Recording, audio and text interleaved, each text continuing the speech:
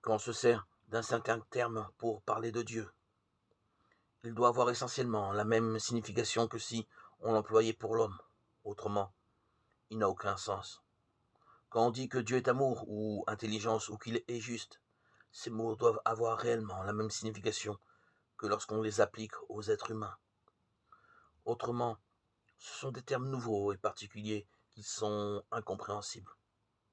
L'amour de Dieu doit être essentiellement du même ordre que ce que nous savons par exemple de l'amour d'une mère pour son enfant ou de l'amour de l'artiste pour ce qu'il a créé.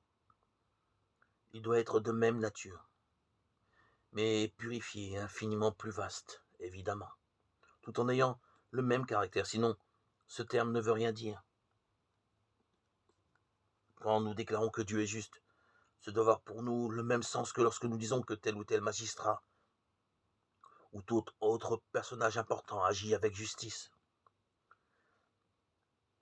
La justice de Dieu est universelle et parfaite, mais elle est en substance de même nature. Beaucoup affirment que Dieu est amour et maintiennent en même temps qu'il punit le péché momentanément d'un châtiment éternel.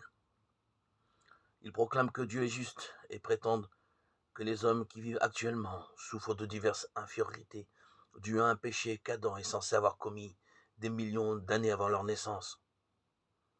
On trouve encore certaines personnes qui croient que tout être humain est prédestiné à aller soit au ciel, soit en enfer, et cela avant même d'avoir été créé, et sans que sa conduite, bonne ou mauvaise sur terre, puisse modifier son sort. Or, ces gens-là soutiennent d'autre part que Dieu est juste. En l'occurrence, il est évident que tous ces termes n'ont aucun sens. Si les attributs de Dieu sont censés signifier autre chose que ce qu'on entend généralement par les mots qui les désignent, nous ne pouvons les comprendre. Vous pourriez tout aussi bien proclamer que Dieu est X plus Y, mais j'ignore ce que ces symboles veulent dire. La vérité, c'est qu'en effet, Dieu est amour et intelligence.